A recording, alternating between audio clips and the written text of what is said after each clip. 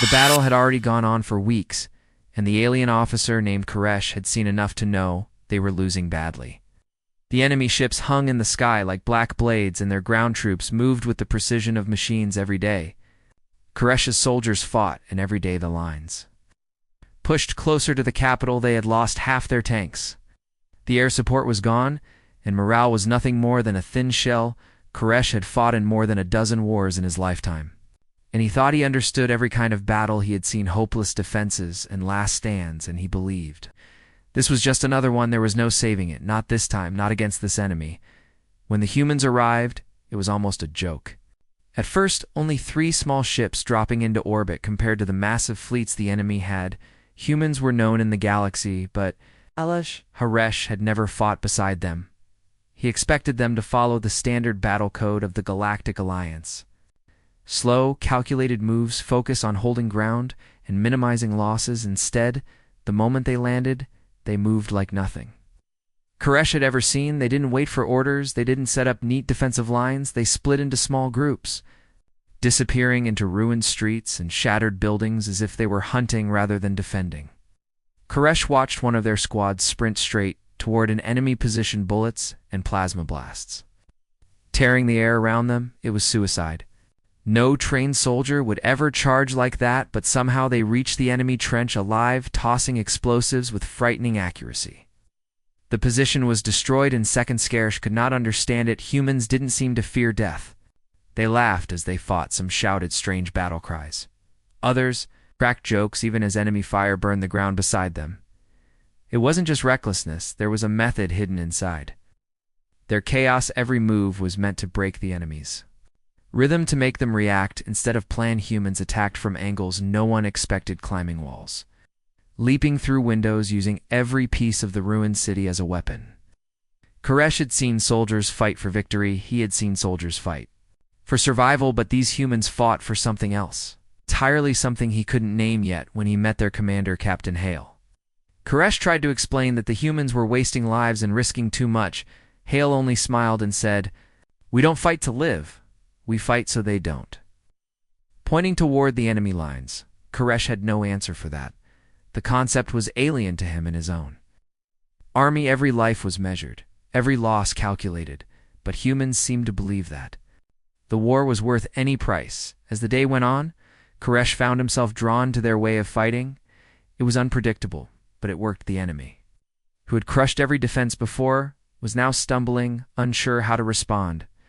Night fell, and Koresh stood on the broken wall of an old marketplace, watching fires burn in the distance.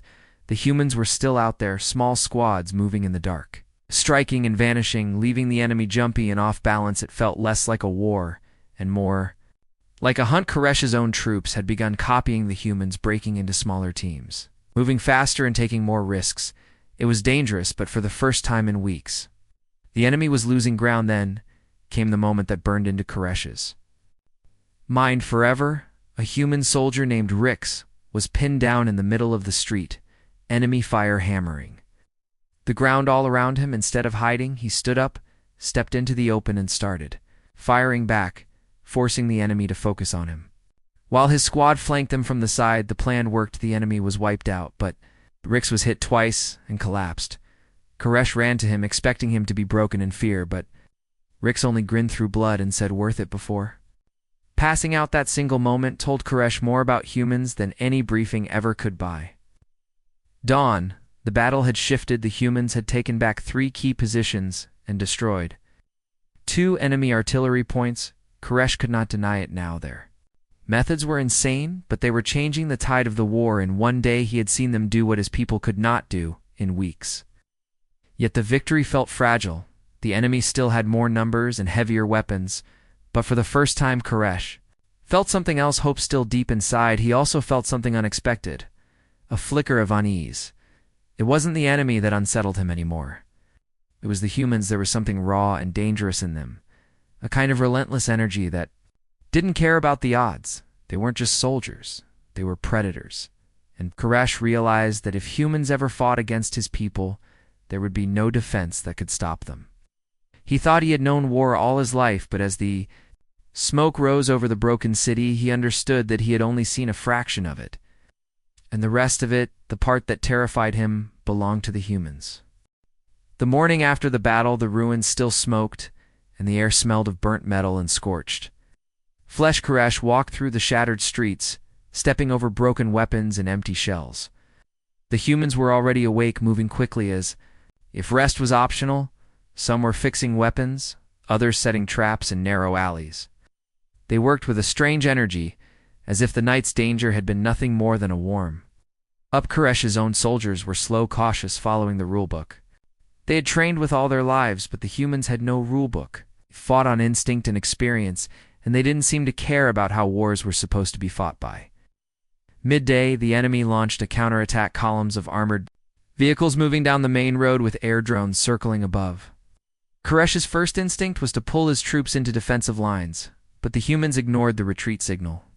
Captain Hale shouted something over the comms, and within seconds, his squads vanished into the buildings. Koresh watched in disbelief as they allowed the enemy vehicles to pass unchallenged. It looked like cowardice, but then the trap snapped shut. The humans began attacking from every direction, not with heavy weapons, but with small explosives thrown from rooftops and hidden doorways. They used the height of the ruins to their advantage, dropping onto enemy vehicles, prying open hatches and tossing grenades inside. It was not the clean, orderly war Koresh was trained for. It was chaos, controlled chaos. The enemy formation collapsed in minutes. Koresh realized the humans didn't fight for ground, they fought to break the enemy's mind, to make them fear every shadow, every sound. Their tactics were cruel by galactic standards. They hit weak points, ignored wounded enemies, and destroyed supply convoys instead of direct combat. It wasn't about honor, it was about ending the fight as fast as possible. Later, Koresh confronted Captain Hale, demanding to know why humans refused to follow the rules of engagement. Hole only gave a cold look and said, "Because rules don't win wars." Then he told Koresh, a human, saying war was about making the other side too scared or too broken to fight back. Alive or dead didn't matter. Koresh found the idea disturbing, but he couldn't deny it was working enemy activity. Slowed that day, and their patrols began moving in larger, more cautious groups that night. Koresh joined a human squad for the first time. They moved in silence, slipping through the ruins, their eyes scanning constantly every creak of stone, every shifting shadow made them react instantly. They didn't walk like soldiers, they stalked like hunters when they reached the enemies forward camp. They didn't attack head-on, they cut power lines, jammed communications, and set silent traps in the dark. By the time the enemy realized they were under attack, the humans were gone, leaving confusion and panic behind. Koresh had never seen warfare like this before, but there was something else he noticed. The humans never celebrated after a victory. They didn't cheer or boast. They simply checked weapons, patched wounds, and moved to the next task, as if winning one fight meant nothing unless the whole war was over. Koresh began to see the cost in their eyes, the exhaustion, the quiet way they looked at the dead, both friend and foe. They carried the weight of each loss, but never let it slow them down. The next morning, the enemy tried again, this time targeting the supply depot. Koresh's instincts told him to defend it directly, but the humans had already rigged the area with traps. When the enemy broke through, the gate explosions tore through their ranks. The surviving soldiers fled, only to be ambushed in the streets by hidden human squads.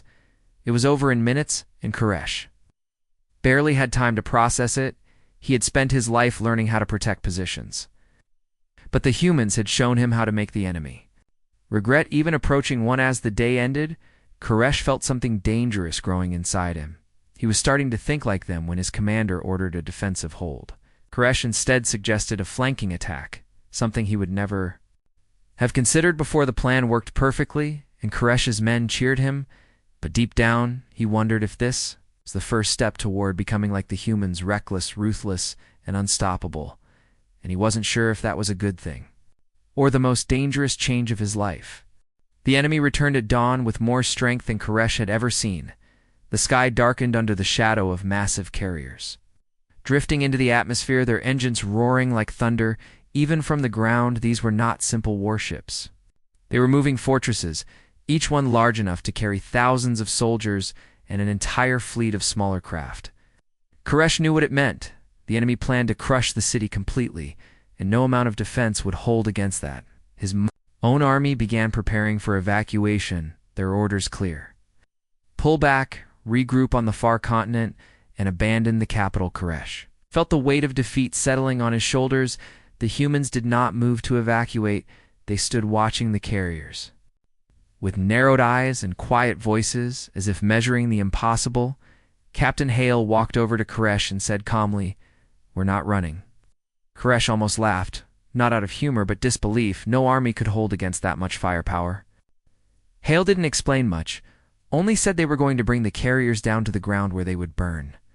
Koresh thought he meant a missile strike, but the humans didn't have that kind of firepower when he asked how they planned to. "Do it, Hale," only answered. "We'll make them follow us." By mid-morning, the plan was in motion. Human squads moved out in small groups attacking. Enemy positions at the edges of the city hitting hard and then vanishing. Their goal was not to win those skirmishes, but to force the enemy to send reinforcements from the carriers. So the enemy responded exactly as planned, deploying dropships in pursuit. Koresh watched in shock as the humans deliberately led those dropships through narrow valleys. Between the high cliffs outside the city, enemy pilots followed, thinking they had the humans trapped. That was when the second part of the plan struck.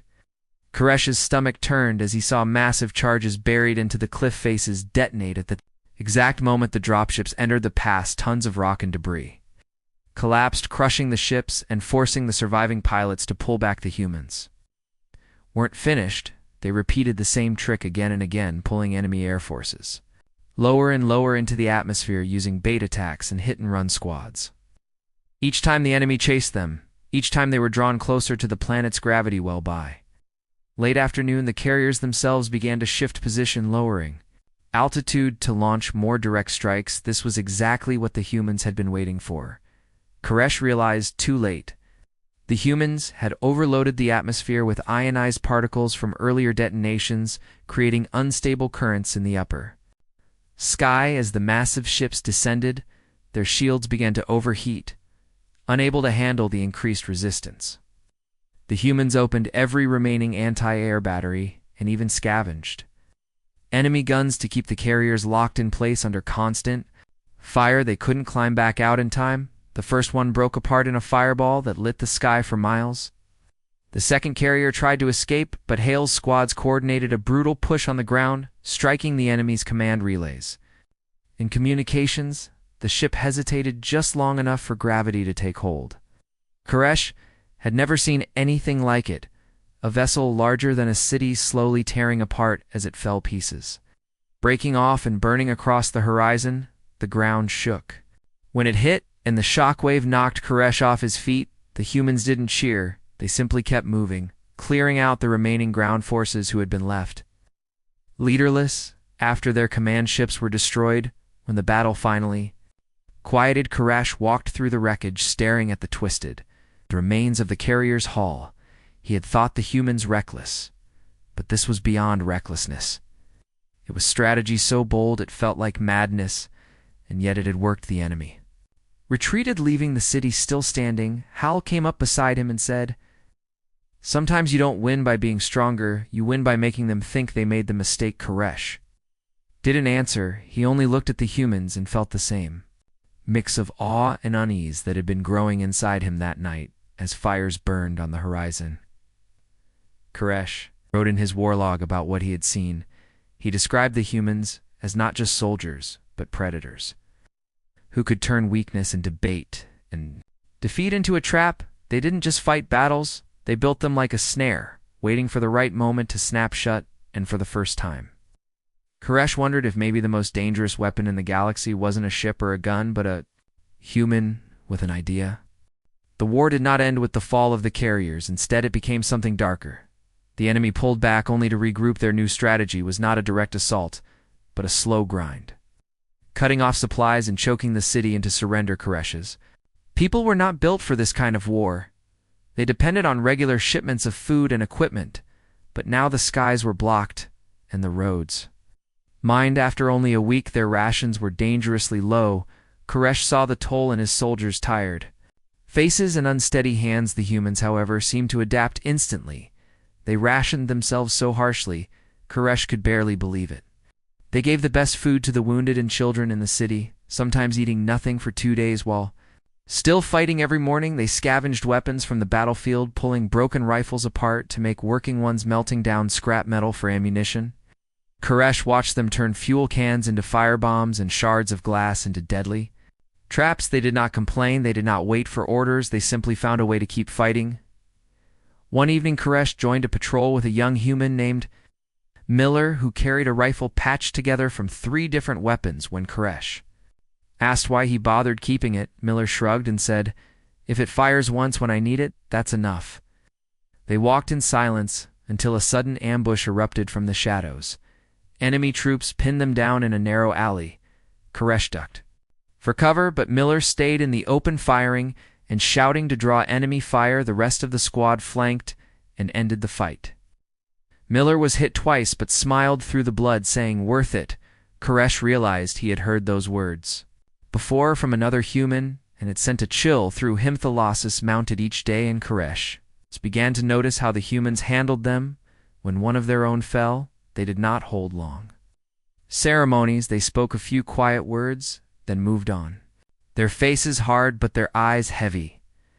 Sometimes Koresh caught them laughing around a fire at night, telling stories about the dead as if keeping them alive in memory was just as important as the fight. It was not joy, it was a kind of defiance. As if they refused to let grief slow them down. One night, heavy rain fell, and the trenches began to collapse. The enemy used the chaos to push forward. Koresh's unit was ordered to hold a narrow choke point, but the mud made it nearly impossible to move. A human sergeant named Ortiz volunteered to stay behind with a small team, while the rest pulled back. Koresh tried to stop him, but Ortiz only grinned. "We'll keep them busy, don't waste it." The last Koresh saw of them was muzzle flashes in the dark before the ground collapsed and buried the position. The next morning, when the enemy advance stalled, Koresh understood why. Ortiz had stayed. The humans had blown the main tunnel support, sacrificing themselves to cut off the enemy's fastest route into the city. It was the kind of choice Koresh's people would never make willingly. He felt both admiration and a deep unease. They fought like they had nothing to lose, yet valued each other enough to die for one another without hesitation. Weeks passed, and the humans' presence began to change Koresh's own troops. They took more initiative, fought in smaller squads, and even started using human tricks against the enemy, but they still did not have the same relentless spirit. Koresh knew that without the humans, the city would already have fallen as the enemy prepared for another massive push. Koresh stood on the wall, watching the horizon, smoke rising from distant artillery fire. Captain Hale joined him and quietly said, "When this ends, you'll understand." Koresh wasn't sure what he meant, but he had the feeling the answer would come with a cost far greater than anything he had seen so far, and deep inside he feared what the humans might be willing to pay. Next, the enemy attack came before dawn, the kind of assault meant to end everything in one blow.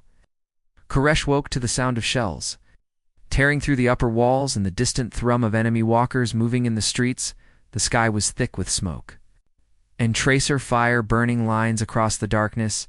His cum unit buzzed with scattered voices, some calling for reinforcements, others already falling silent. The city's outer defenses were collapsing faster than anyone expected. Koresh ran to the command post, expecting to find Captain Hale directing a retreat instead. Hale was leaning over a map, marking positions with rapid strikes of his pen. "We hold here," he said, without looking up. "Every street, every building, we make them pay." For every step, Koresh stared at him, thinking it was suicide, but he found himself nodding without argument. The humans began moving instantly, squads splitting and vanishing into the ruins. Now Koresh's own troops scrambled to follow there. Led the first wave hit, like a storm-armored walkers pounding down the main road, backed by infantry that moved in tight disciplined lines. The humans didn't try to stop them with a single wall of defense. They let them enter the kill zones they had prepared days earlier, mines hidden under rubble, choke points blocked with burning debris. Koresh was in one of the side streets when the lead walker's leg exploded in a spray of molten metal. Its fall blocked the road, and the humans swarmed in from the sides, cutting down the trapped soldiers in seconds. Koresh joined them, firing until the street was silent, his pulse hammering in his ears. Enemy adapted quickly, sending more troops to flank the defenders. Koresh found himself cornered. In a collapsing building with 2 human soldiers, they didn't panic. They simply set charges on the upper floor supports and told Koresh to run. He had barely cleared the street when the entire building came down, crushing the enemy squad inside. The humans emerged covered in dust, grinning as if it had been nothing. Koresh realized that he was no longer shocked by their recklessness. He was starting to expect it from them. Hours passed, and the fighting grew worse. The enemy poured in from every direction. Koresh fought side by side with humans, now his movements sharper, his decisions faster. There was no time to wait for orders. If he saw an opening, he took it. When one of his soldiers hesitated, Koresh barked at him to move, just like Hale would have done. The strange part was that it worked. They held far longer than anyone thought possible. But then the breach came. Enemy forces broke through the central street. Leading straight to the command post, Koresh rushed there with a human squad and found Captain Hale wounded, but still giving orders. The enemy was less than 2 blocks away. Hale looked at Koresh with calm eyes and said, "Call an orbital strike here." Koresh froze. He knew what that meant. The blast would destroy the enemy advance, but it would also wipe out everyone in the area, including them. Hale didn't hesitate. If we don't stop them now, everyone dies anyway. Koresh made the call. The voice on the other end confirmed the strike was inbound. Hale's remaining soldiers began setting final charges, preparing to slow the enemy just long enough for the blast to hit. Koresh stayed with them. He could have run, but something inside him refused. They fought until the sound of the incoming strike filled the sky. The last thing Koresh saw was Hale firing his weapon. One-handed blood on his uniform as the world erupted in white light and crushing sound. When Koresh woke hours later, he was lying under shattered stone. The enemy was gone. The center of the city was nothing but a smoking crater. Survivors were pulling each other from the wreckage, and among them were only a few humans. Those who had been far enough from the blast to live. They moved quietly, checking the wounded. No cheers, no victory shouts, just the heavy silence of those who had given everything. Koresh knew Hale and most of his soldiers had not made it, but their sacrifice had broken the enemy's final push. As Koresh stood staring at the crater, he felt the truth settle deep inside him. This was what it meant to fight like a human, not just to win, but to be willing to burn everything if it meant the people behind you would survive. He knew he would never forget it, and he wasn't sure if that knowledge made him stronger, or if it had just taken something from him that could never be given back. The city was quiet for the first time in months, the kind of silence that felt wrong to Koresh because it was not peace. It was the sound of absence. Burned buildings stood like broken teeth against the pale sky, and the air still carried the faint smell of smoke. The enemy had retreated completely, leaving only their dead behind. The survivors were few, moving slowly among the ruins, carrying what little could be salvaged. Koresh walked through the streets that had once been alive with voices. Now, every step crunched over shattered glass and spent shells. The humans who remained were repairing what they could. Some patched holes in walls. Others dug graves. Their movements were steady, but their faces were unreadable. No triumph, no relief. Just the same focus they had carried through the fighting. Koresh realized they didn't celebrate because they knew war never truly ended. It only waited for the next battle. He saw one young human soldier laughing softly as he carved a name into a piece of scrap metal before placing it at a makeshift memorial. It wasn't joy. It was a quiet way to remember those who had not made it. Koresh found himself thinking of Captain Hale and the final moments in the command post. He could still see the calm in Hale's eyes as he gave the order for the strike. He could still feel the weight of that decision pressing on him. Hale had chosen certain death without hesitation because it was the only way to protect the rest. Koresh's own people valued life above all else, but the humans seemed to value something else more, the survival of those they fought for, even if it meant they would not be among them to see the victory. When the Galactic Council's relief ships finally arrived, they asked Koresh for his battle report.